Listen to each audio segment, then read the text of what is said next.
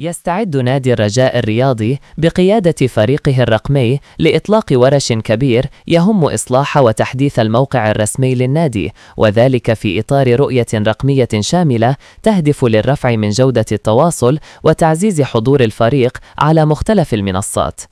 الجديد في الأمر هو إعلان فريق ديجيتال الرجاء عن حزمة تغييرات وهيكلة واسعة.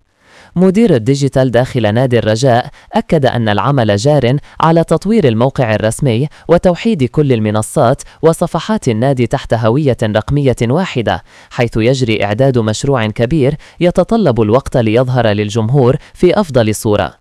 كما عبر العديد من الأنصار عن أملهم في أن يشمل التحديث كذلك تطبيق راجا كونكت الذي يحتاج لإعادة تفعيله وتطويره ليعود للعمل بشكل أفضل عبر إدراج أخبار جميع الفئات السنية، إضافة إلى تحديث السطور واعتماد خاصية شراء التذاكر عبر التطبيق. تبقى البطولة الوطنية الاحترافية خزاناً للمواهب، الأمر الذي يدفع مجموعة من الأندية الأجنبية إلى الاهتمام بالدور المغربي رغبة في ضم لاعبين والاستفادة من خدماتهم.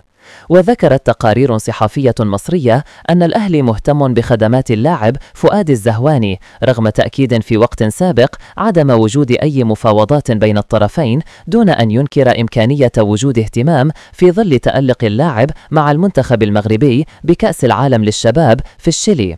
في المقابل أن الرجاء الرياضي يحاول قطع الطريق على المتربصين بالزهواني، وذلك عبر الحصول على موافقة اللاعب وناديه اتحاد توارغا بشأن العرض المقدم له واستقدامه إلى الفريق.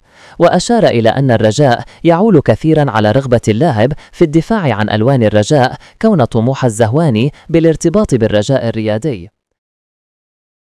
قرر الجنوب إفريقي فادلو ديفيس مدرب الرجاء الرياضي لكرة القدم إعداد برنامج تدريبي خاص للمهاجم إسماعيل خافي بهدف مساعدته على استعادة مستواه البدني والفني بعد تراجع أدائه في المباريات الأخيرة.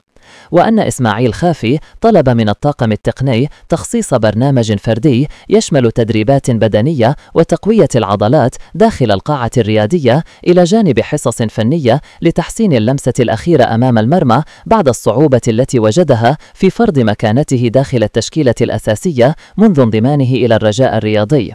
وأن مدرب الرجاء وافق على طلب اللاعب، معتبرا أن انضباطه ورغبته في تطوير مستواه خطوة إيجابية قد تعيد له الثقة والمنافسة.